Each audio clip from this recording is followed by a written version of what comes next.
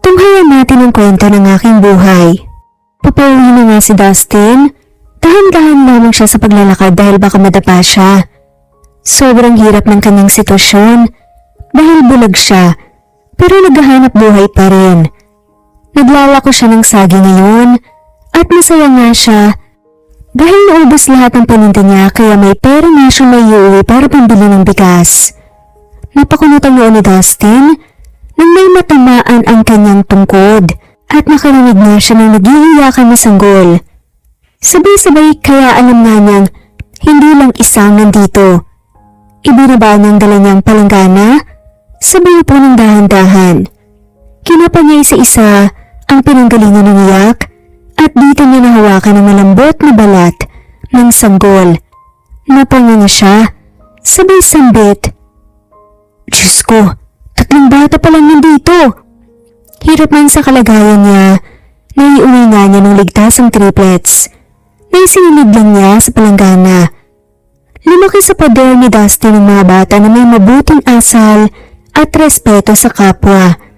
Pinangalanan niya ang 3 na sina Justin, Alice at Bia. Pinaaral niya ang mga to sa abot ng kanyang makakaya at ngayon ay nasa 3 baitang na nga sa elementary ang mga to. Tay, wala na pong bigas, may pasok pa naman po kami bukas. Sabi nga ni Alice. Napahinga ng malalim si Dustin. Huling bigas na nga nila na sinain kanina ng triplets. Wala na rin lamang perang pitakan niya. Hindi siya nakapagtinda ng saging dahil wala nga siyang budget para mangumpra at ibenta. Teka lang, nag-iisip ako ng paraan kung saan tayo makakakuha ng pambili ng bigas. Maya-maya lang, naramdaman na nga lamang ni Dustin ang 3 braso na pumulupot nga sa bewang niya. Sorry po, Tay. Kung hindi po dahil sa amin, hindi ka po sana mahihirapan ng ganyan. Hinging paumanhin nga ni Alice. Lumiti si Dustin. Hindi naman ako nahihirapan sa inyo eh. Hindi kayo naging burden sa akin kundi kayo nga ang naging inspirasyon ko para mas mabuhay eh. Ang sweet naman ni Tatay. Puna pa nga ni Bia. Niyakap na maligpit ni Dustin ang mga anak. Mahal na mahal ko kayo. Kahit anong mangyari, huwag niyong iiwan ng tatay, ha? Opo, mahal na mahal ka din po namin, Tatay. Sabi nga ni Justin. Ngumiti ng sobrang tamis si Dustin. Nagkaroon nga ng kulay ang buhay niya. Nang dumating ang triplets, na kahit na ganito ang kanyang kalagayan, hindi siya tumigil na umaasa at mangarap. Maya-maya lang umalis nga ang triplets sa pagkakayakap sa kanya. Narinig niya na parang sabay-sabay nga ang mga to na lumabas nga ng pinto. Saan kayo pupunta? Dito lang po kami, sa labas po maglalaro, Tatay. Si Bia nga ang sumagot. Napahinga ng malalim si Dustin. Ngayon lang niya napagtanto na sobrang hirap ng sitwasyon niya. Na hindi nga niya nakikita ko anong ginagawa ng triplets. Kung saan pumunta ang mga to. Hindi niya maprotektahan ng mga to. Sila pa nga ang tumutulong at umaalalay sa kanya. Sa awa ng Diyos ay dininig naman ito ang dasal niya na ilayo nga ang kapahamakan sa mga bata. Huwag pumunta sa malayo, ha? Opo, Tatay! Sagot naman ni Alice. Pero napansin niya nga sa malayo na nga ang mga to. Gusto sanang sundan ni Dustin ang triplets. Pero natigil siya nang tumama ang tuhod niya sa gilid ng mesa. Napahiyo na lamang si Dustin sa sakit. Punting hapon ay nasa labas nga ng bahay si Dustin. Inaabangan niya ang pagdating ng triplets. Ang sabi maglalaro lang daw ang mga to, pero hindi niya narinig ang tinig ng mga to. Maya-maya lang nakahinga ng maluwag si Dustin nang may marinig niya siyang tawanan ng triplets. Ano po, Tatay? Sabi ni Dustin. Sumunod na nga sina Alice at Bia na nagmano nga sa kanya. Saan kayo galing? Pinag-aalala niyo ako ng sobra. Inakay siya ng triplets. Papasok sa loob ng bahay. Doon lang po sa tindahan ni Aling Agnes. Nagtindera po kami doon para po may bigas at ulam kinabukasan. Nahaplos ni Dustin ang buhok ng mga anak. Nakaramdam siya ng awa para sa kalagayan ng mga to. Sorry kung marami akong pagkukulang sa inyo. Tatay naman ang drama mo Kahit mahirap po ang buhay, positive lang po dapat. Saway pa nga ni Justin. Tinulungan siya ng mga to na makaupo. Napansin niyang may humaplos nga sa pisngi niya. Malaking bagay na po para sa amin ang mapalaki mo kami ng maayos, tatay. Kaya okay lang po na paminsan-minsan magpahinga ka rin naman po sa paghahanap buhay, tapos kami na pong bahala sa inyo. Sad pa nga nito. Ngumiti na nga lamang ng pilit si Dustin. Naramdaman na nga lamang na may yumakap sa kanya. Tama at proud po kami sa iyo, tatay. Singit pa nga ni Bea. Naging emosyonal nga si Dustin. Hindi alam ng mga bata na hindi niya ito totoong mga anak at napulot lamang niya sa basurahan. Natatakot siyang sabihin dahil baka iwanan nga siya ng mga to. Salamat. Maraming salamat. O siya, tama na nga pong drama, magsayang na po tayo. Sabi naman ni Justin. Natawa na nga lamang si Dustin. Tutulungan ko na kayo. Hindi na po, tatay, naupo ka na lang po dyan. Sad pa nga ni Alice. Napailing na nga lamang si Dustin. Wala siyang magawa, kundi ang manatili sa kinuupuan. Sa kabilang banda, nakasimangot naman si Bianca. Ang ganda ng buhay niya sa Middle East, tapos tinawagan lang siya para hanapin ang nawawalang mga anak ng kanyang pinsan. Sa pagkakaalam niya, triplets ang mga to. Hindi niya alam ang kwento kung paano nawala, basta ang importante sa kanya ngayon, mahanap niya ang mga to para makabalik na nga siya kaagad sa ibang bansa. Maya-maya lang, pumasok sa kusina ang isa sa kamag-anak nila. Umaasa siya na sana ay may magandang balita itong dala. Third cousin na nga niyang inunang triplets. Sumalangit nawa ang kaluluwa nito, pero hindi sila close ever since. Palaway kasi ito, kahit noong nagdadala ka pa sila. Tapos ngayon, siyang pinapagod sa paghahanap nga ng mga bata, samantalang hindi pa nga siya makapag-nobyo makapag-asawa. Hi Bianca, nahanap na namin ang kinaroroonan ng mga bata. Biglang sabi ni Max. Humilay ng upuan si Max sabay upo nga sa tabi niya. Ito nga ang utusan ni Bianca. Ano ba talagang totoong nangyari? Bakit nawalang mga bata? Huminga ng malalim si Max. Hindi ko alam. Wala naman kasi ako alam sa mga ganap nila sa buhay. Alam mo naman ang ugali ng babaeng yun. Na hindi malapitan ng kamag-anak, kaya madaling kinuha ng panahon. Hindi kasi nag-iingat nag-aaway tapos bumabiyahe kaya, ayun, aksidente ang natamo nila. Sabay pa silang nawala. Sagot nga ni Max. Napailing na nga lamang si Bianca. Kapag nag-aaway, hindi pwedeng bumiyahe dahil maaksidente talaga kasi parehong mainit ang ulo. Sila lang talaga ang naghahanap ng kamatayan nila. Kung sigurado na kayo sa kinaroroonan ng mga bata, pwede niyo silang puntahan at kunin para naman. Makabalik na ako sa ibang bansa. Nandun na ang buhay ko Sabi ng OFW na si Bianca. Sige, sabi naman ni Max. Sabay na patango-tango. Isang araw samantalang si Dustin ay kakauwi lamang, dahan-dahan lang siyang naglalakad at napakunot ang kanyang noon na marinig niya ang parang nagkagulo. Mabuti naman dumating ka na, tatay. Sad pa nga ni Justin. Napakunot ang noon ni Dustin. Anong problema? Bakit ang ingay niyo?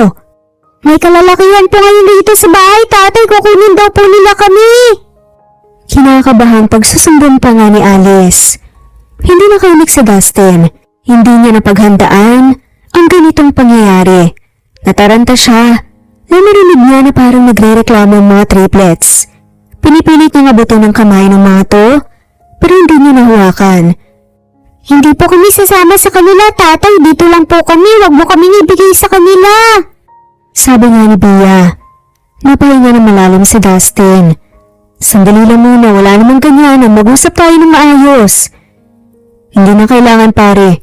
Wala na tayong dapat pag-usapan pa. Matapang na sagot naman ni Max. Bitawan niyo nga kami. Ayaw nga po namin sumama sa inyo Reklamo nga ni Alice. Ayaw ng mga bata na sumama. Huwag mo namang pilitin, nakikiusap ako sa inyo. Tumahimik ka na nga dyan kung ayaw mo makulong. Sambit naman ni Max. Naumid na nga lamang ang dila ni Dustin kung may kakayahan lamang siya at hindi niya ganitong kalagayan niya ay may magagawa pa nga sana siya. Hindi siya nanlaban. Narinig na nga lamang niya ang iyakan ng mga bata papalayo. Nang wala na nga siyang ingay na napansin, napanood na nga lamang siya sa kinatatayuan niya at lungkot na lungkot nga ang pakiramdam ni Dustin. Habang si Bianca ay nakakunot ang noo nang marinig ng mga ingay mula sa mga bata. Bitiwan niyo po kami, ang tanda niyo na pero ang titigas po ng ulo niyo ha. Sabi pa nga ni Bia. Tumaas ang kilay ni Bianca at lumitaw nga sa harapan niya ang mukha ng triplets. Tinignan niya ang mga tumula ulo hanggang paa. Ang cute nila parang hindi naman napapabayaan nang nakakita at wala siyang makitang resemblance ng pinsan niya. Siguro doon sa ama nagmana. Nagulat pa nga si Bianca nang isa-isang lumapit ang mga to sa kanya at nagmano. Tumaas ang labi niya, pati ugali, walang nakuha sa babae. Sumayin niya si Bianca kay Max na maghanda ng pagkain para sa mga bata. Anong pangalan niyo? Nagkatinginan ng triplets. Justin, Alice, tsaka Bia po. Si Justin nga ang sumagot. Tinitigan nga ng maigi ni Bianca ang kutis ng mga bata. May isang sugat o peklat ay wala nga siyang nakikita at sobrang kinis. Naging curious tuloy siya kung sinong nakakita sa mga to. Ako naman si Tita Bianca. Ako ang pinsan ng mami niyo. Napansin niyang sabay na napakunot nga ng noo ang triplets. Sure ka po ba dyan? Hindi ka nga po namin kilala. Hindi ka din po nabanggit sa amin ni tatay. Paninigurado pa nga ni Justin. Napataas ang kilay ni Bianca. Dahil hindi naman siya ang totoong ng magulang. Kami ang totoong pamilya niyo. At ang mami at tatay niyo, matagal nang patay. Kaya nga kayo napunta sa kanya dahil nawala kayo ng sanggol pa lang. Hindi ako nagsisinungaling kasi wala akong mapapala doon. Titig na titig na sa kanyang triplets. Parang hindi nga niya makumbinsi ang mga to. Pero lumapit nga bigla si Bianca sa kanila. Dahil nakita nga niya ang balat nga ng triplets na halos parehas sa parehas nga sa balat ng kanyang pinsan. At yun nga ang ginawa niyang palatandaan. In-explain niya sa triplets na meron nga siyang picture ng nanay nila at kaparehong-kapareho nga ang birthmark ng tatlo. Napaluha pa nga ang triplets habang sinasabi niya ang tungkol sa nanay nila. Kung totoo po ang sinasabi mo, bakit umabot pa po sa lumaki kami bago niyo po kami kinuha kahit meron pa po itong balat na to? Kahit sino naman po pwedeng magkaroon ng balat na ganito eh. At pwedeng kaparehas po talaga niyan. Pinahirapan niyo pa po si tatay na alagaan kami sa kabila pa ng kapansanan na meron siya. Matapang na sabi ni Bia. Napahinga ng malalim si Bianca. Hindi na importante yon, basta nandito na kayo sa poder namin. Nakasimangot pa rin ang triplets. Ayaw po namin dito, masanay po kami doon kay tatay eh. Kahit mahirap po yung buhay doon, masaya naman po kami magkakasama. Tapos mahal na mahal po niya kami, hindi niya kami iniiwan. Reklamo pa nga ni Alice. Napaling na nga lamang si Bianca. Kumain na muna kayo. Saka naman pumasok si Max dalang pagkain at nilapag sa mesa. Tinignan lang ng mga batang masasarap na hinanda sabay nagkatinginan. Kung ibang bata pa nga ay talagang maguunahan sa pagkain pero hindi itong mga pamangkin niya. Busog pa po kami. Itatabi na lang po namin yan para po kay tatay. Paniguradong gutom na po siya ngayon. Tapos malungkot pa siya dahil wala siyang Sabi kasama. nga ni Justin. Napasimangot si Bianca. Mahihirapan talaga siyang paumuhin ng mga batang to lalo na kung nasanay na nga sila nakasamang kinikilala nilang pamilya kaysa sa kanya. Mukha naman po kayong mabait, tita. Baka pwedeng humiling po. Pauwiin na po muna kami. Mas kailangan po kami ni tatay. Pakiusap nga ni Alice. Napakagatlabi na nga lamang si Bianca. Hindi pwede. Bawal na kayong bumalik doon. Sabay na lumuhod niya ang triplets sa kanyang harapan. Please po, uwi na po muna kami. Kawawa naman po si tatay doon. Pagmamakaawa nga ni Pia. Pero hindi nagpatinag si Bianca. Siya ang dapat na masunod. Sa pagkakataong to at maperwisyo ang pananahimik niya sa ibang bansa dahil sa mga batang to. Isang linggo ang nakalipas habang si Dustin ay lungkot na lungkot. Iniisip lang niya ang triplets na hindi nakapili ngayon kung nakakakain ba ang mga tunong maayos o kung nakakatulog ba ng mabuti. Lungkot na lungkot nga ang pakiramdam niya. Iyak siya ng iyak pagdating talaga sa mga bata ay sobrang emosyonal niya. Maya-maya lang, naramdaman na nga lamang ni Dustin na may mga kamay na yumakap sa kanya. Kayo ba itong mga anak?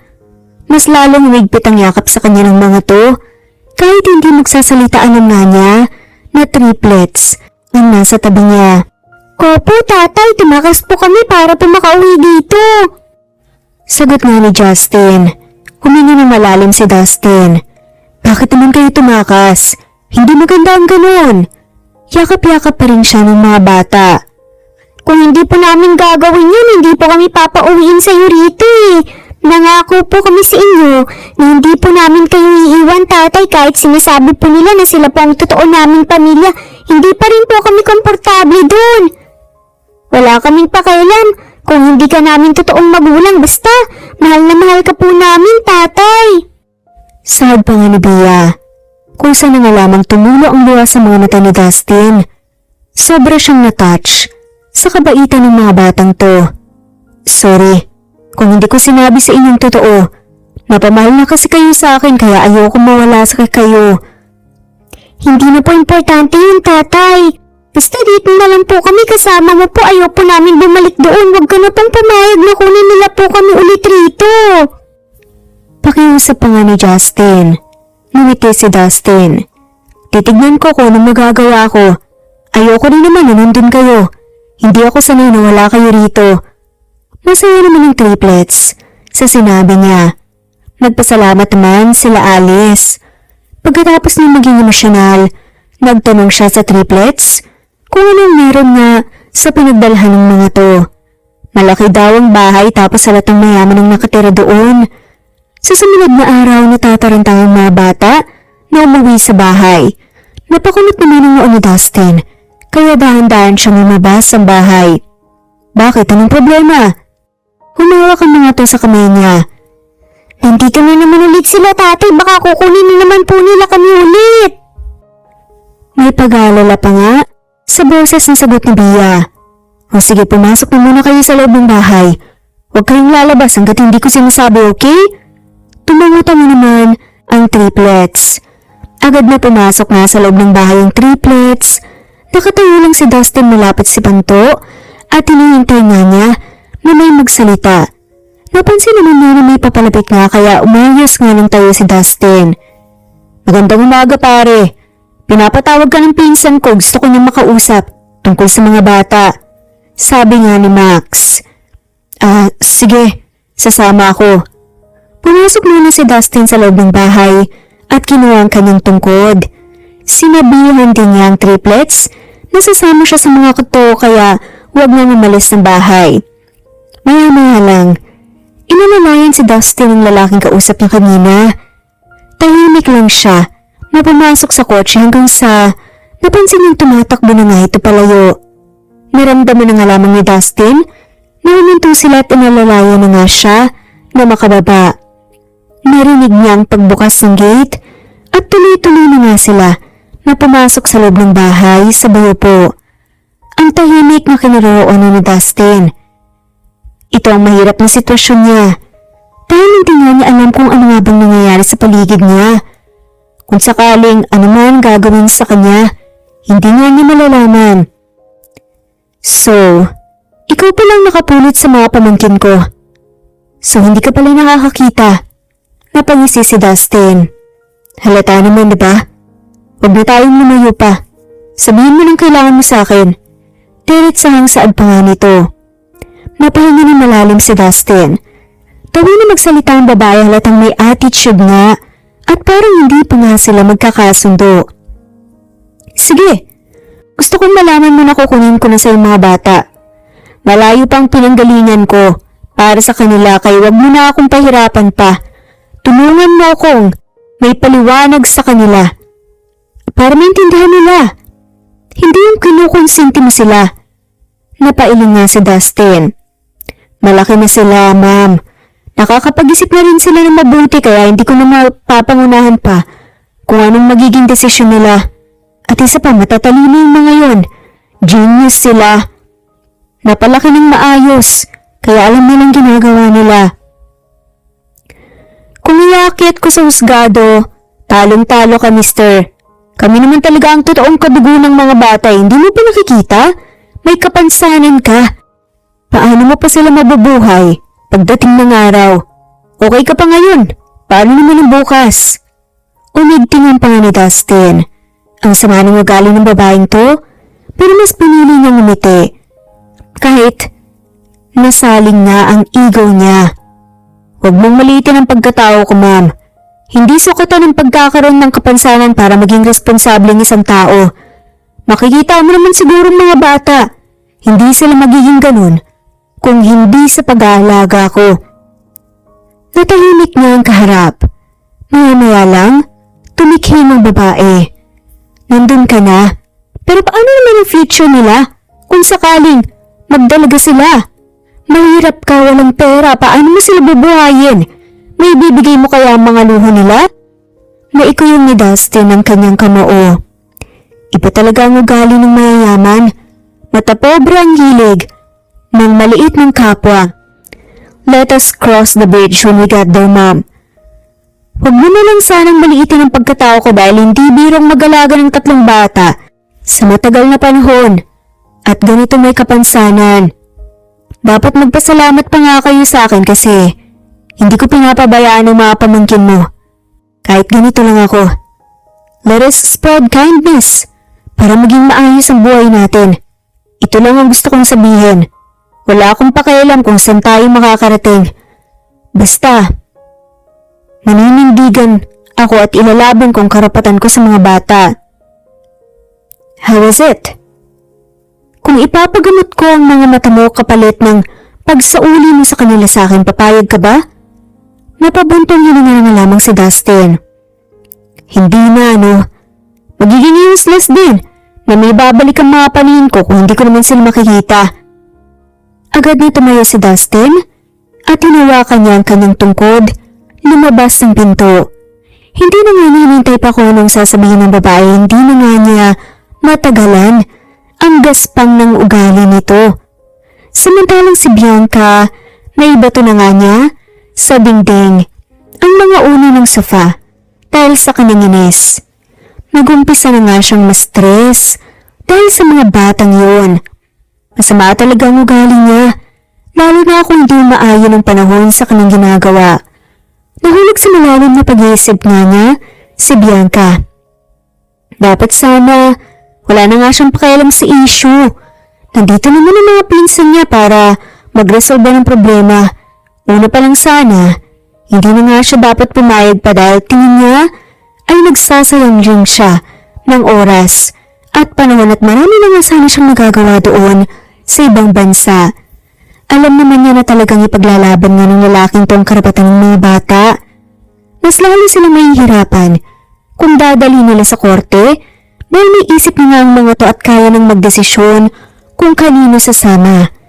Nararamdaman ng triplets ang comfort at pagmamahal sa bulag na yun dahil mukha naman itong mabait. Samantalang si Dustin sumakay nga kaagad siya ng taxi at nang huminto ito sa harapan niya, nagbabaka sakali lang siya na tumayo sa gilid ng daan, itinaas ang kamay.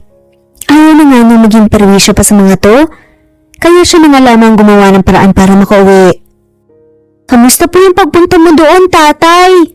Tanong nga ni Alice. Sinalubong nga siya ng mga to. Pagbaba ng taxi at inalalayan nga na maglakad papasok sa loob ng bahay. Ipipilit talaga na kunin kayo sa akin. Naisip ko nga, kahit manindigan ako, matatalo pa rin talaga ako dahil sila naman talaga ang totoo ng pamilya. Mas mabuti kung bibigyan niyo sila ng chance na makilala kayo para wala nang gulo pa. Mas magiging payapa ang buhay natin kapag ganun. Maya-maya lang niyakap siya ng triplets. Okay naman po yun, nakilalanin po namin sila tatay. Pero hindi nila kami pwedeng kunin po sa'yo. Mas sanay po kami na ikaw ang kasama namin eh. Napailing na nga lamang si Dustin. Hindi na nga siya umimik pa. Dahil kung the more na pag-uusapan ng issue, mas lalo siyang malulungkot. Makalipas ang isang buwan habang si Bianca nagplano na bumalik nga sa ibang bansa, iba talaga kapag nandun na nga ang buhay ng isang tao. Parang may humihila sa kanya pabalik at namimiss na nga niyang kanyang best enemy. May tampo kasi ito dahil hindi nga siya payagan na bumalik sa Pilipinas pero wala siyang magagawa dahil importante pa rin ang pamilya. Hindi na nga sila nakakapag-usap. Hindi niya alam kung hanggang ngayon may tampo pa nga ito o sadyang busy lang talaga sa trabaho. Pero kahit may ginagawa, huwag naman sanang kalimutan na mag-update sa minamahal. Nang pababa nga ng hagdan si Bianca, nagulat siya dahil nakita niya ang triplets na nakaupo sa sofa. Agad siyang sinalubong ng pagluhod ng mga bata nang makababa nga siya. Dali-dali siyang nilapitan ng mga to at inalalayang makatayo. Ano bang ginagawa niyo? Nag-aalalang saad ni Bianca. Tinitigan siya ng triplets. Maya lang sabay na nag-iyakan ng mga to. Kaya nataranta si Bianca. Napahilot tuloy siya sa kanyang sentido. Nakikiusap po kami sa inyo.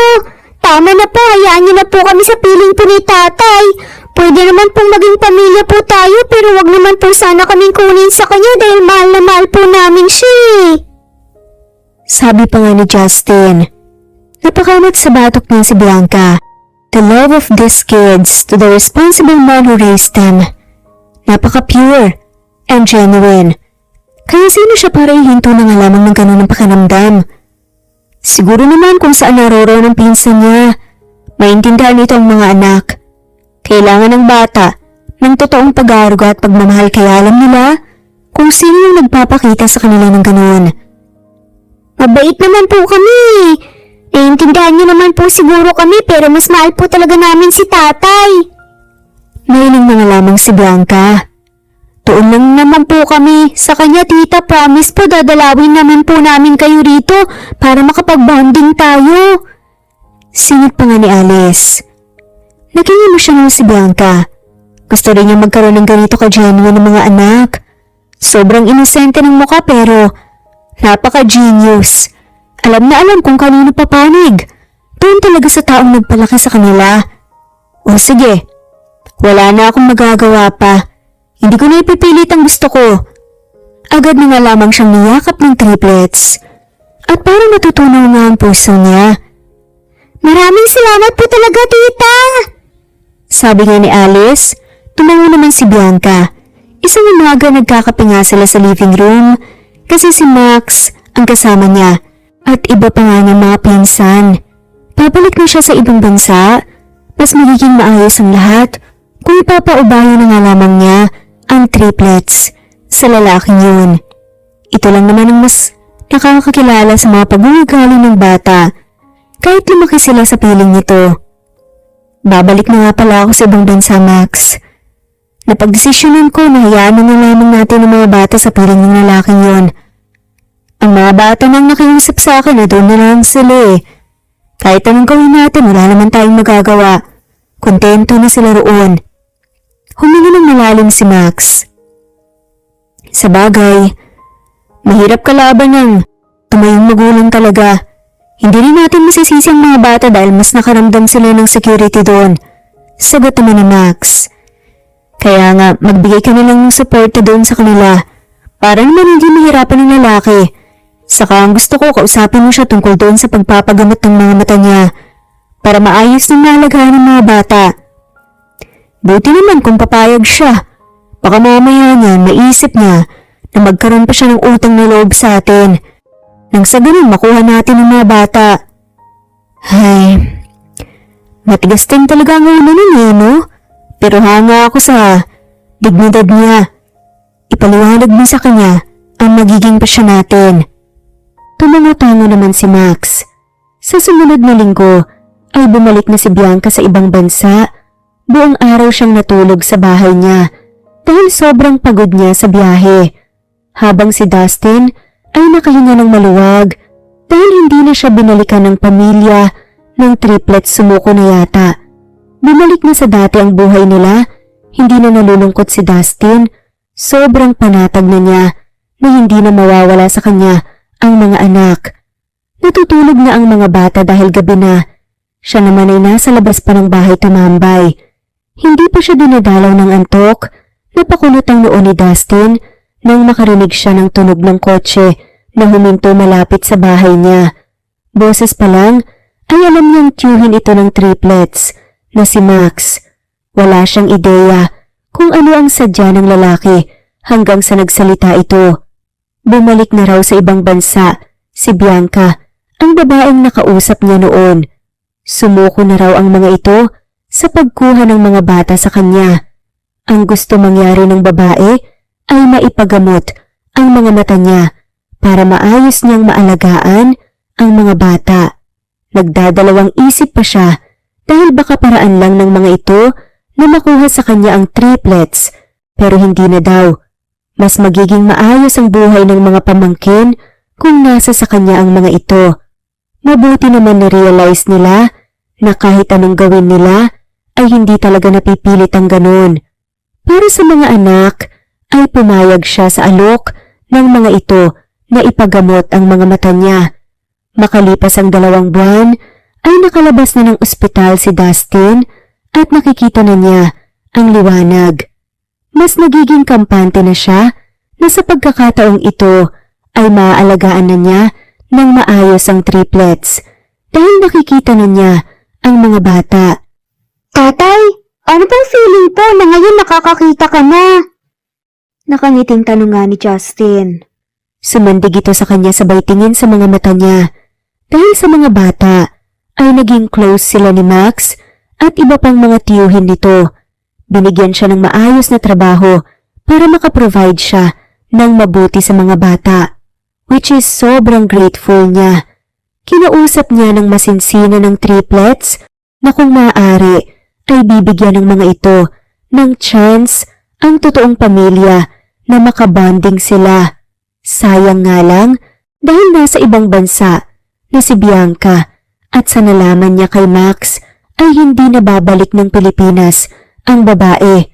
Siyempre masaya dahil nakikita ko na kayo palagi at mas maalagaan ko na rin kayo. Ngumiti si Justin. Niyakap niya ang bata at sumunod na rin ang dalawa. Habang si Bianca ay natutuwa sa ibinalita sa kanya ni Max. Naoperahan na ang mga mata ni Dustin at nakakakita na ito ngayon. Sa kaumpisa na daw ng magandang samahan ng mga ito kasama ang triplets. Sayang nga raw dahil hindi niya naabutan. Okay lang naman basta ang importante ay nagkakaayos na. Naghahanda na rin ngayon si Bianca dahil may date sila ng kanyang boyfriend. Nagkausap na sila at nawala na ang tampo nito. Pagkatapos magbihis ni Bianca ay bumiyahe na siya papunta sa bahay ng kasintahan. Pagdating niya ay bukas ang gate at nasa labas na ang kotse ng lalaki kaya alam niyang dumating na ito ni hindi man lang nagpasabi. Ngumingiti siya na paakyat ng hagdan. Gusto niya sanang sorpresahin ang nobyo pero siya ang na-surprise sa kanyang nakita.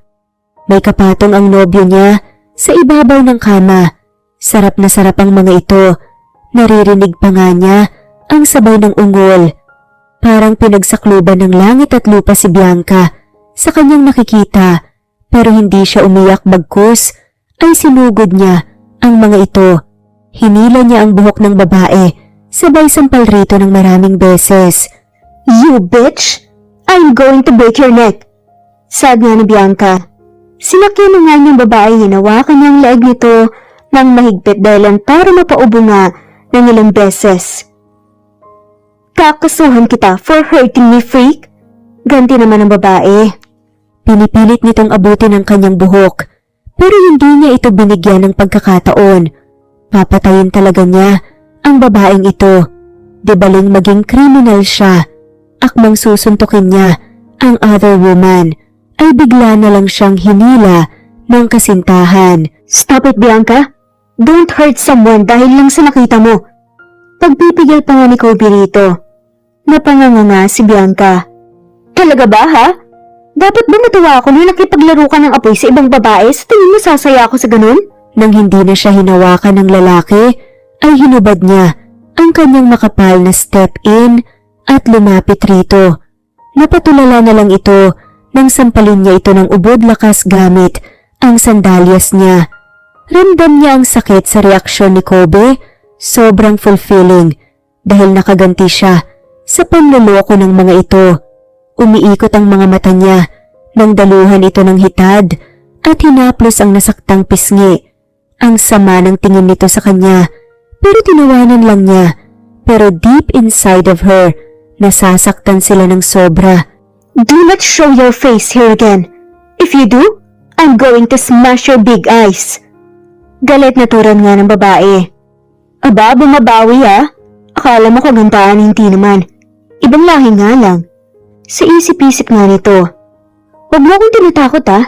Baka maunahan pa kita. Huwag kang paharang-harang sa daan baka hindi ka masisikatan ng araw. Saad pa nga nito. What? Sambit naman ng foreigner na babae. Hindi na nagsalita si Bianca bagkus ay liyad ang dibdib niya na bumaba ng hagdan at dumiretsyong lumabas ng gate. Nang nasa labas na siya, ay bigla na lang siyang nag-breakdown at napaluhod. Pinakawalan niya ang maraming luha na kanina pa gustong tumulo. Naikuyom niya ang kanyang kama kasama ang pag-igting ng panga na inaalala niya ang nakita niya kanina. Nang mahimasmasan siya ng kaunti, ay pumara na siya ng masasakyan at nagpahatid siya sa bahay niya. Makalipas ang 3 linggo, samantalang si Dustin ay pumunta sa malaking bahay dahil susunduin niya ang triplets.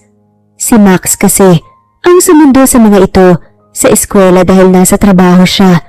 Pagdating niya ay sobrang tahimik ng bahay, bukas naman ang gate kaya dumiretso na siya sa loob. Walang tao sa living room kaya naisipan niyang sumilip sa kusina pero napakunot ang kanyang noo nang mapansin niya ang nakatalikod na babae. Umiiyak ito dahil tumaas baba ang balikat nito. Sino kaya ito? Kasintahan ba ng isa sa tiyuhin ng triplets? Excuse me? Tanong nga ni Dustin. Hindi naman ng babae bagkus nakita nga niyang pinupunasan nito ang muka. Anong kailangan mo, Dustin? Wala rito ang mga bata. Napanganga si Dustin ng familiar nga sa kanyang boses ng babae. Bianca? Ikaw ba yan? Tanong nga nito. Dahan-dahan nang lumingon sa gawin niya si Bianca. Parang literal na huminto nga ang ikot ng mundo ni Dustin nang masalayan niyang magandang mukha ng babae. Ako nga, mataray na saad nito. Napansin niyang sobrang excited ng puso niya na makita ito. Pero nawala ang ngiti niya nang makita nga niyang namumula ang ilong at mata nito. Kusa na nga lamang humakbang ang mga paa niya at lumapit kay Bianca at hinawakan pa ang kamay. Okay ka lang ba? Bakit ka umiiyak? Ngumiti ng pilit si Bianca. Pinunasan nito ng maayos sa mukha sabay upo nga sa upuan. Wala lang to. Lumapit siya rito. Naramdaman niyang natigilan nga ito at napatitig sa kanya. Sigurado ka ba? Napilitan nga si Bianca ng ngumiti. Oo, ba't ba ang kulit mo? Mataray na saad nga ni Bianca. Natawa na nga lamang si Dustin at tinawakan niyang kamay ng babae sa kapinisil. Kung ano man yung pinagdaraanan mo ngayon, magiging kwento na lang yan pagdating ng panahon, lilipas din yan. Kaya mo yan. Tinignan siya ni Bianca. Alam ko, pero syempre napakasakit talaga. Tinapik niya ang balikat ni Bianca. Nang makarinig nga siya ng ingay na papasok nga sa loob ng bahay ay agad nga siyang lumayo kay Bianca. Hindi kumilos sa kinuupuan nito ang babae kahit na pumasok na ang triplets. Nagmana ang mga to sa kanya pati na rin kay Bianca. Okay ka lang tita, parang umiiyak ka po eh. Sinaway niya ang anak dahil napaka-chismosa nga ng mga to. Hinaplas ni Bianca ang buhok ng mga pamangkin at ngumiti. Kung lumaki ka na, maiintindihan mo ang nararamdaman ko. Pero ngayon hindi pa. May ideya na nga si Dustin kung ano nga ang pinagdaraanan ni Bianca. Niloko siguro ito ng boyfriend niya, kaya bumalik sa Pilipinas. Maiiyak ka talaga kapag niloko ng taong mahal mo. Tumango naman si Bea at lumapit nga sa kanya sa bayakap. Uuwi na ba tayo, tatay? Tanong naman ni Ashley. Nagpang-abot nga ang titig nga nila ni Bianca. Siya ang unang nagbitaw ng tingin dahil baka maisipan nga niya ng masama si Max na nasa tabi lang. Oo, magapunan muna tayo bago kayo umuwi, sabi naman ni Max. Tumango naman si Dustin. Nahihiya siyang tumanggi dahil ang laki ng naitulong ng pamilyang ito sa kanya. Kinagabihan ay hindi nakauwi sina Dustin dahil umulan ng malakas, kaya pagkatapos kumain ay nakatulog na ang triplets. Siya naman ay lumabas ng bahay nang matapos silang mag-inuman ni Max. Nadatnan niya si Bianca sa may bakuran na hindi maabot ng ulan. Nakaharap ito sa umaapoy na malaking lata tapos parang may sinusunog. Dahan-dahan siyang naglakad palapit rito at sinilip niya kung ano ang ginagawa nito. Ano ba talagang nangyayari sa'yo? Hindi ka iiyak kung wala lang. Pwede ka magkwento, makikinig ako. Sad nga ni Dustin. Ngumiti na mapait si Bianca. Normal lang naman siguro na lahat ng relasyon magtatapos talaga. Pero ang hindi normal ay ang lokohin ka. Natigilan nga si Bianca. Nangilid ang luha sa mga mata nito. Mabilis ang naging kilos nga na sinunod lahat ng mga hawak nitong cards. Nakita pa nga niyang litrato ng isang lalaki. Hindi ko deserve ang maloko. Hindi talaga. Napahagul ko naman si Bianca, kaya agad niya itong niyakap ng mahigpit. Magiging okay din ang lahat. Gumala ka, alumin mo yung sarili mo. Darating din ang araw na makaka-move on ka rin. Lalaki lang yan. Makakahanap ka pa ng masigit sa kanya. Sad pa nga ni Dustin. Sana nga lang. Nang mahimasmasan si Bianca, ay kumalas na ng yakap rito si Dustin. Pinunasan niya ng maigi ang basang pingi nito, sabay ayos ng buhok. Ang ganda pala ng mukha ng babae, sobrang kinis. Nahiya tuloy ang kamay niya na puro kalyo. Ang iyakin mo pala. Nung una inaway mo pa ako at pinagsabihan na kung ano-ano. Sad nga ni Dustin. Malungkot naman na tumingin nga sa kanya si Bianca at hinawakan ng kamay niya. I'm sorry. Hindi ko dapat sinabi yun sa mabuting tao na katulad mo. At ito na nga, nakarma na ako. Hinawakan ni Dustin ang pisngi ni Bianca. Napahinga siya ng malalim nang maisip niyang ang touchy na nga niya rito gayong hindi naman sila close. May pinagdaraanan kasi ito kaya dinamayan niya. Kalimutan mo na yun. Hindi ko naman isinaposo yun eh. Salamat tsaka sorry talaga. Ngumiti lang si Dustin. Makalipas ang ilang minuto, ay sabay na silang pumasok sa loob ng bahay dahil mas lalong lumalakas ang ulan. Nakikisimpatya yata sa nararamdaman ni Bianca. Isang buwan ang nakalipas habang si Bianca ay unti-unti na niyang nakalimutan ang sakit. Naging busy siya sa buhay dahil siya ang sumama sa triplets sa recognition day ng mga ito. Bilib na bilib siya sa mga bata dahil lahat may honors. Proud na proud tita siya talaga, panay palakpak niya nang sumayaw pa ang mga ito sa stage. Paglabas nila ng eskwelahan, ay hinalikan niya ang pisngi ng mga ito isa-isa. Salamat po, tita. Ang ganda-ganda po namin ngayon. Sad nga ng isa sa mga triplets. Nag-group hug nga sila at nagtawanan. Congratulations! Ang galing niyo naman! Kinalingan po namin para kay tatay at para na rin po sa inyo. Nagbunga po yung maganda namin ginawa. Sad pa nga ni Alice. Inakbayan niya ang triplets. Nakakapagod pong mag-aral, tita, kaya bumawi talaga kami end of school year. Singit pa nga ni Bea. Masayang masaya si Bianca sa success ng mga batang ito. Alam niya talaga na magaling mag-aral at matalino.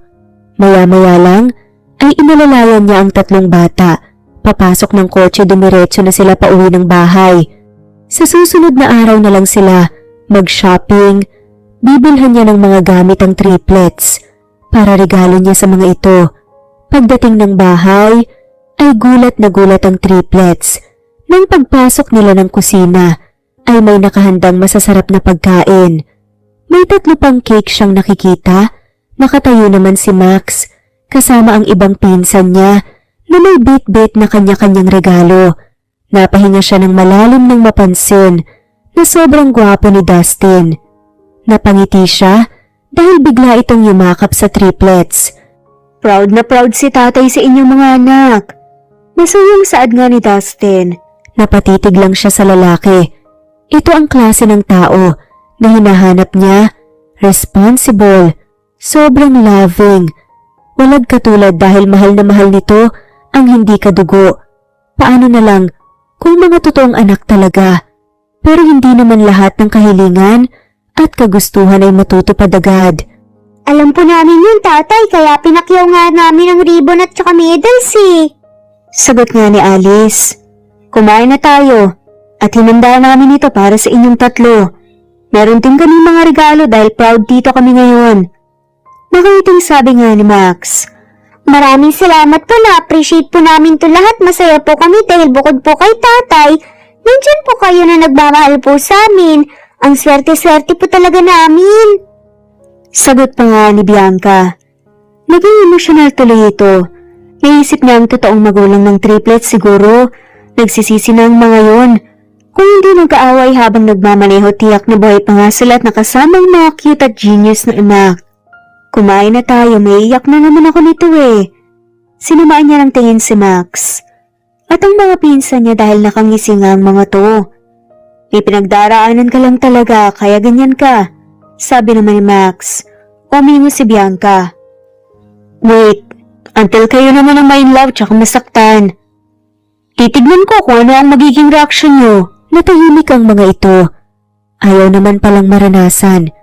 Maya-maya lang ay sabay nagkanya-kanya ng hila ng upuan para makaupo. Bago pa makahila, si Bianca ay naunahan na siya ni Dustin. Ngumiti naman siya at nagpasalamat. Seryoso ang tingin ng lalaki sa kanya. Those stares make her feel uneasy. Tapos ang puso niya ay tumitibok na lang bigla kapag nagkatitigan sila. Siguro dahil si Dustin ang palagi niyang nakakausap, nakakasama kung wala itong duty sa trabaho. Ang mga pinsan niya kasi ay may kanya-kanyang ganap na hindi siya isinasama. Naging thankful din siya sa presensya ng lalaki dahil nalilimutan niya ang pinagdadaanan at unti-unti na niya itong nakakalimutan. Napatingin si Bianca kay Dustin na pinapakain ng triplets sinusubuan. Ngayon niya mas naiintindihan kung bakit mahal ng mga bata ang lalaking ito. Kumain ka na. Maalagang saad nga ni Dustin. Kukunin sana ni Dustin ang plato niya para lagyan ng pagkain. Buti na lang naunahan niya ito. Hindi siya titingin sa mga pinsan niya dahil alam niya aasarin siya ng mga ito. These small gestures na galing sa isang tao na ngayon lang niya nakasalamuha ay sobrang worth it. Kusa na lang nangyari ang connection nila dahil siguro sa mga bata. Napakagatlabi na lang si Bianca nang lagyan pa ni Dustin ng ulam ang plato niya. Yumuko na lang si Bianca at kumain. Sobrang awkward ng nararamdaman niya. Pero itong si Dustin ay parang wala lang. Ganun po talaga kapag lalaki o siya lang itong nag-iisip ng kakaiba. Affected siya masyado. Ano ba ito? Bakit naman? Maya-maya lang ay narinig niyang tumikhim si Max. Hindi siya nag-abala na tingnan ito dahil baka makita niya ang ngisi ng pinsan. Kamusta ka naman sa trabaho mo pare? Nakahanap ka na ba ng girlfriend doon? Maraming magaganda din ha. Makakapili ka pa. Tanong nga ni Max. Narinig niyang malakas na tawa ni Dustin. Ang bilis naging close ng mga pinsan niya sa lalaki at likas na mabuti kasi at tapos mahilig pa makisama. Marami naman pero ayaw daw nila ng single dad eh. Nagkatawanan ng mga to. Ang triplets naman, walang pakialam at kumain na nga lamang ng kumain. Choosy sambit pa nga ni Max. Siyempre, hindi ko naman kayang isakripisyong 3 to para sa kanila. Napangiti pa sikreto si Bianca. Kung may type ka lang talaga sa kanila, pwede naman kitang tulungan. Sabihin mo lang kung sino doon. Natatawang pang-aasar naman ni Max. Umasimang panglasa ni Bianca. Hindi niya nagustuhan ang plano ng pinsan. Napansin niya ang higpit ng hawak niya sa kutsara at tinidor. She felt something awkward na parang nagsiselos siya. Kaya dali-dali niyang inubos ang kanyang pagkain sa plato at agad na tumayo. Uminom muna siya ng tubig bago lumabas ng kusina. Hindi na niya alam kung ano pa ang pinag-uusapan ng mga ito. Bandang gabi ay naisipan ni Bianca na bumaba para magtimpla ng gatas. Nasasanay na kasi siya noong nasa ibang bansa pa siya. Dahan-dahan siyang naglakad habang suot ang roba. Minipis kasi na nightie itong nasa ilalim. Dumiretso siya sa pagpasok ng kusina. Huli na lang makita niyang nandito pala si Dustin naghuhugas ng plato. Dali-dali nga niya itong nilapitan para gawin ang hawak nga nitong plato. Uy, ano ba itong ginagawa mo? May kasambahay naman ah. Saad nga ni Bianca. Nginitian siya ni Dustin. Parang natunaw ang puso ni Bianca. Huminga siya ng malalim dahil naging eritiko ang tibok ng kanyang puso. Ano ba ang nangyayari sa kanya? Bakit naging ganito na lang ang reaksyon niya kapag kasama niya si Dustin? Ang lala naman. Parang kanina pa natutulog ang kasambahay. Hayaan mo na. Kaunti lang naman itong huhugasan ko eh. Saad ni Dustin. Sige, ikaw bahala. Kumuha ng baso si Bianca na nasa ibabaw panaiting kayad niya. Dahil hindi niya ito maabot. Napanganga siya ng maramdaman na lang niya na bigla siyang tumaas at kinarga pala sila ni Dustin at tumawak pa ito sa bewang niya. Pagkababa niya, kinuha nito ang baso para lagyan ng tubig. Ito ng tubig mo. Parang nahulog nga sa malalim na pag-iisip si Bianca. Nang napatitig niya siya kay Dustin. Kung hindi hinaplas ng lalaking pisngi niya, hindi siya makakapansin. Sorry, magtitimpla ko ng gatas. Ngumiti si Dustin. Pagtitimpla na kita. Napainom lang lamang ng tubig si Bianca dahil bigla nga siyang nakaramdam ng uhaw. Ako na lang. Kaya ko naman eh. Naiilang na saad nga nito.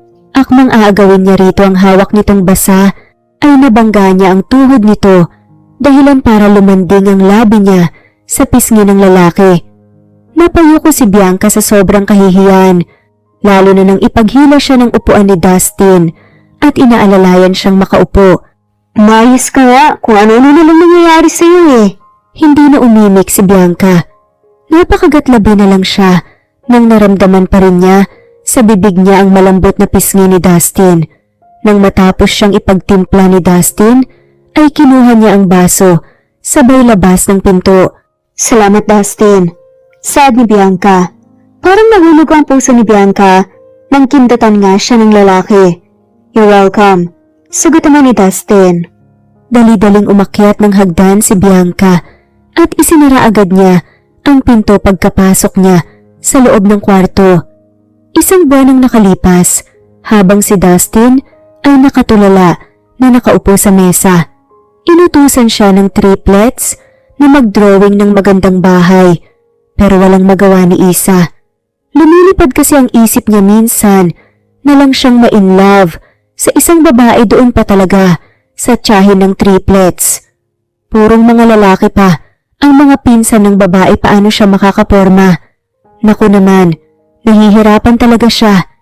Hindi din niya masisisi ang puso niya na minahal niya si Bianca kahit na magaspang ang ugali nito. Noong umpisa ay bumabawi naman nang makilala niya ito ng lubusan. Tapos ka na po ba sa pinapagawa namin sa iyo, tatay? Tanong nga ni Alice. Hindi pa eh. Dumungaw pa nga ang bata sa bond paper na bigay nga nito sabay hablot. Hala, drawing ang pinapagawa ko si tatay pero bakit iba yung nandito? Reklamo nga ni Alice. Nakita niya hinagaw nga ni Ashley at nanlaki ang mga mata nito. I love you, Bianca! Naku naman, ano to, tatay? Pagbabasa nga ni Justin. Agad na nanlaki ang mga mata ni Dustin. Inagaw niya ang bond paper sabay punit ng maliit at itinapon sa basurahan. Napakagatlabi siya na napayuko sa harap ng mga bata. Napakamot siya sa kanyang batok. Wala siyang ideya kung paano niya iyon nasulat doon. Basta iniisip lang niya ang feelings niya kay Bianca. Wala yun, wag niyo nang isipin pa. Sabay na umisi sa kanyang triplets. Talaga po ba, tatay? Hindi mo ba isusulat yun doon kung wala lang? Isusumbong ka namin kay Tita Bianca. May pagsintang parurot ka pa talaga sa kanya, ha? Saad nga ni Bia. Nakagat na nga lamang ni Dustin ang kanyang daliri. Huwag mo nang gawing issue yun. Walang mali sa pagkakagusto sa isang tao. Nakikita niyo naman ang ganda ni tita niyo, di ba? Tinitigan nga niyang triplets sabay nga na tumaas ang kilo ng mga to. Iba ang gusto sa mahal tatay, nalimutan mo na yating naisulat mo doon eh. But anyway, wala namang masama kung magmahal ka eh. Panahon na rin po siguro na unahin mo naman po ang sarili mo. Lagi na lang po kasi kami yung iniisip mo. Sambit nga ni Justin. Natawa na nga lamang na malakas si Dustin. Ang drama naman, basta kung anong nakita niyo. Huwag niyo na lang sabihin sa kanya, ihiya kasi ako, sikreto lang natin yun ha. Opo tatay, makakaasa ka na safe po sa amin ang secret mo. Sagot pa nga ni Bianca. Agad naman niyakap ng mahigpit ni Dustin ang triplets. Makalipas ang isang linggo, ay okay pa rin ang takbo ng buhay ni Dustin. Naibibigay na niya ang lahat ng pangangailangan ng kanyang mga anak. Tinatanggap din niya ang inaabot ni Max, pati ni Bianca para sa mga bata. Nagtulungan sila para mabigyan ng magandang buhay ang triplets. Mas gumanda na ang samahan nila ngayon, kaya naisip ni Dustin na nagkaroon siya ng extended family. Naranasan na niya kung paano pahalagahan ng isang kaibigan at pamilya, at ang mga bata ang nagbuklod sa kanila. At para naman sa pagmamahal niya kay Bianca, ay nakatago pa rin ito sa kaibuturan ng kanyang puso. Magiging okay lang sa kanya na hindi niya masabi ito dahil kung malaman ng babae ay lalayuan siya nito. Masaya pa naman siya kapag nakakasama niya si Bianca. Kasama na rin ito sa nagbibigay ng kulay sa buhay niya ngayon. Papasok na siya ngayon sa trabaho. Ang triplets ay iiwanan niya doon kay Bianca. Hindi na ito hihingi ng pera sa kanya ngayon dahil binigyan na niya kahapon. Hindi naman magastos ang triplets at saka okay lang kung bumili ng kung ano-ano, wala pa rin namang pasok. Samantalang si Bianca ay nasa loob ng bahay, sobrang tahimik dahil wala rito ang mga pinsan niya. Meron naman siyang kasama pero nasa laundry area ang kasambahay naglalaba. Nang maisip ni Bianca ang dating boyfriend, ay hindi na siya nasasaktan tuluyan na talagang naghihil ang kanyang sugatang puso. Nakita nga niya na nagkatuluyan talaga ang mga ito at nagpakasal noong nakaraan. Ang galing, kung magdesisyon ng tadhana, kailangan pa talaga nitong manakit para ipaalam na hindi ang lalaking iyon ang para sa kanya. At ngayon ay in love na naman siya, ulit hindi pa talaga napagod itong puso niya. And now, she is craving for someone, si Dustin. Hi tita, good morning po. We brought something for you po. Nakangiting sabi nga ni Alice. Napakunot ang noo ni Bianca nang makita niya ang dala ng mga pamangkin.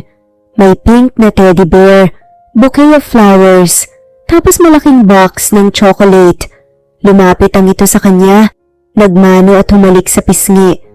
Good morning, saan galing ang mga yan? Nagkatingin ng triplets sabay nga nang umiti. Pinapabigay po ni Tito Tatay. Late na po kasi siya sa work eh, kaya kami na lang pong nagdala. Kinilig niya talaga si Bianca. Talaga ba? Salamat ah. Alam niya pala ang paborito ko. Ang galing naman. Saan pa nga nito? Ngumiti ang triplets. Maya-maya lang ay tumabi sa kanya ang triplets. May sumundig sa kanya, ang isa ay humiga sa lap niya, tapos ang isa ay yumakap sa kanya. Natawa siya dahil sobrang bango ng mga ito, parang isang buong premyo ay nilagay sa katawan. May tanong ako, tita. Ano yun? Tumingin sa kanya ang mga bata. Anong masasabi mo po kay tatay? Pwede po ba siyang maging boyfriend material? Napaubo na nga lamang si Bianca.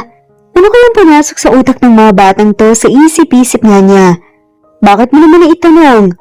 Wala lang po, for future reference po. Baka may magustuhan siyang babae, pwede namin po siyang tulungan. Sagot pa nga ni Bia. Napakunot ang noon ni Bianca. Sa nakikita ko, hindi lang siya pang boyfriend material. Pwede din siya maging asawa. Para sa akin lang yun ha. Hindi ko alam sa iba. Salamat po tita. Nakawiting sabi nga ni Bia. Umingos nga si Bianca. Alam niyo ang babatang niyo pa pero ang dami niyo nang alam sa ganyan. Meron din akong tanong, tita. Sabi naman ni Justin. Tumaas ang kilay ni Bianca. Ano naman yun? Nagkatinginan ng triplets? Daming baon ng mga batang ito. Parang nagkausap nga na magtatanong sa kanya. Hypothetical lang po, tita. Umikot ang mata ni Bianca. Ay, genius talaga, may pa-hypothetical pa. Do you find tatay attractive? Magugustuhan mo po ba siya? Mamahalin mo po ba siya forever and ever? Seryoso ang mukha na tanong nga ni Justin. Napalunok si Bianca. Nananadya yata ang tanungan ng mga batang to. May napansin yata. Hindi siya pwedeng magsinungaling kung anong nararamdaman niya. Yan na lang ang sasabihin niya. Oo.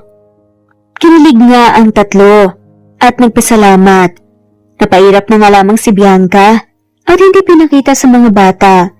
Ay naku, ang babata niyo pa, nakakainis talaga kayo sa mga tanong niyo. Nagkatawanan lang ang triplets. Bandang hapon ay bumalik sa living room si Bianca pagkatapos niyang mapatulog ang mga bata. Basa ang kanyang buhok kaya pinupunasan niya ito.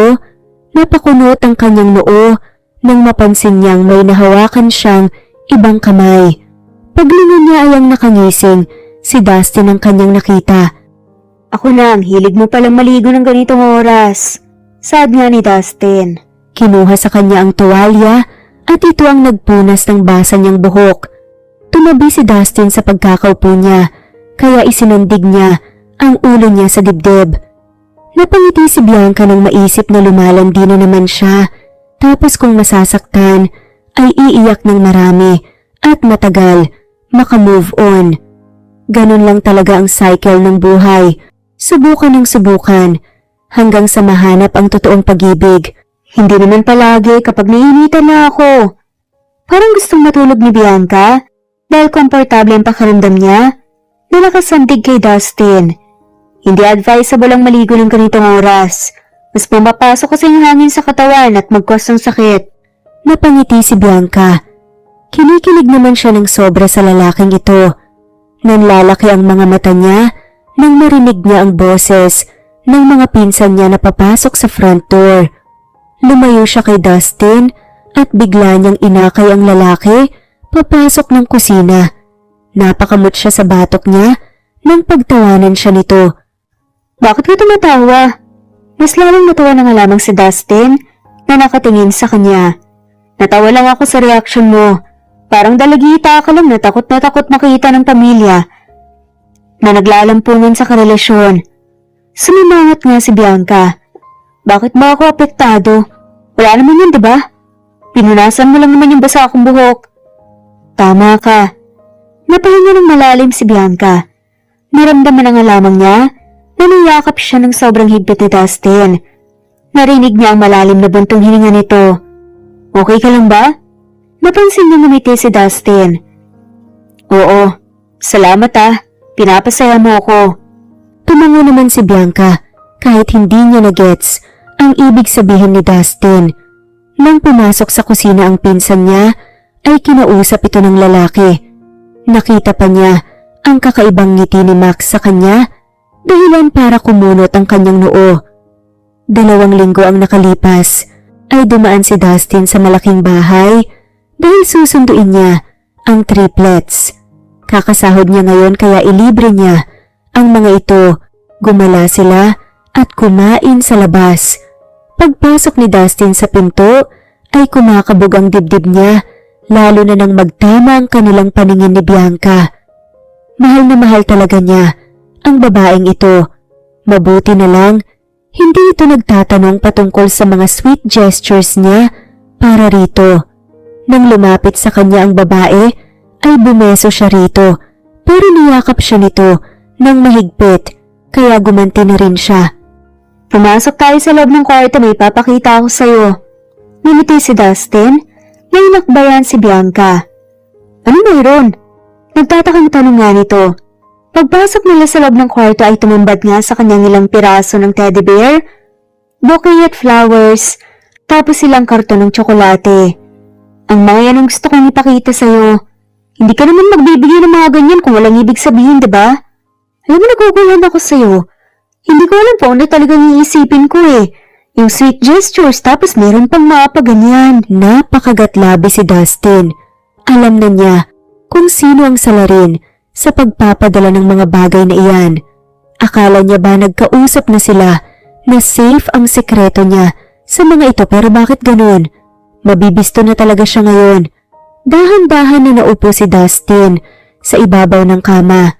Kagagawa niya ng triplets. Hindi ko sila inutusan. Napanganga si Bianca at napahilot nga ito ng sentido. So hindi ko ang bumili niyan? Umasa pa naman ako.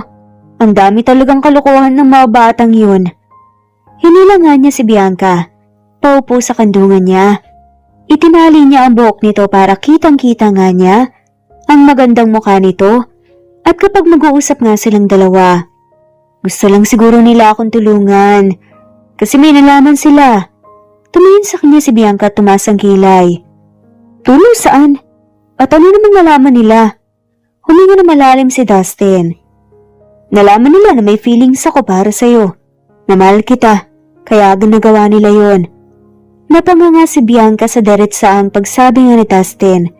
Pero kalaunan ngumiti nga ito. Talaga ba? Walang halong biro. Ngingiti-ngiti nga si Bianca at kiniliti pa nga siya nito. Mabuti naman. Akala ko hindi natatalabang gayuma ko eh. Napahalikhak si Dustin. Kaya pala sobrang in love ko. Nagayuma pala. Pinalakihan nga siya ng mata ni Bianca. Joke lang, ano ba? Niyakap na nga lamang niyang babae habang tumatawa. Alam ko. Siya nga pala. Papayag kaya ang mga pinsan mo na ligawan kita? Ang dami pa naman nila. Natawa si Bianca. Oo naman no. Mababait naman ang lahat ng yun eh. Saka sa akin naman pa rin ang huling desisyon. Ngumiti si Dustin. What about you? Pumapayag ka ba? Oo. Masayang-masaya naman si Dustin. Sa sumunod na linggo ay nagpaalam muna siya kay Max. Pati sa ibang pinsan nito, naliligawan niya si Bianca. Wala namang tutol ang mga ito dahil nakikita naman nila na totoo ang hangarin niya. Napagsabihan pa niya ang triplets sa nagawa ng mga ito. Nagsorry naman, pero ginawa lang daw ng mga iyon ng ganun para tulungan siya.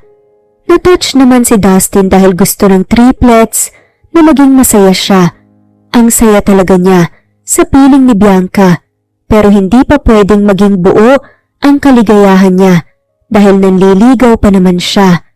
Isang linggo ang nakalipas ay maagang nagising si Dustin. Nagluto siya ng ulam. Pero hindi sila rito mag-aagahan doon sa malaking bahay para magkasabay sila ni Bianca. Maya-maya lang ay nakapagbihis na sila. Handa na rin ang dadalhin niya at ngayon ay lulan na sila ng taxi. Pagdating nila doon ay sinalubong sila ng magandang ngiti ni Bianca. Ang saya mo po ngayon, tita! Untag nga ni Alice. Nagkatinginan sila ni Bianca. Yumakap siya sa babae at sumali na nga rin ng triplets. Ganun? Ayaw niyo ba na maging masaya ako?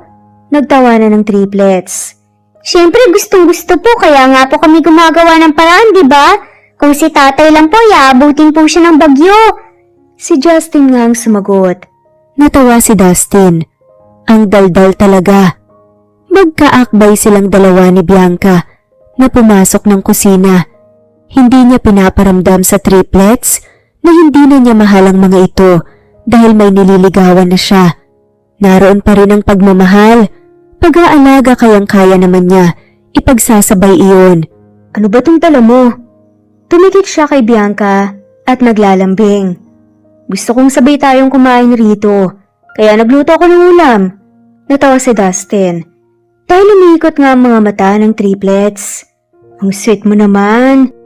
Kinikilig si Dustin nang hawakan nga ni Bianca ang ilong niya. Kakain na po kami, tita. Sabi nga ni Justin at napangiti naman si Bianca. Teka lang, maghahanda ako. Pagkatapos maghanda, ay pinagsaluhan nilang lahat ang ulam na niluto niya.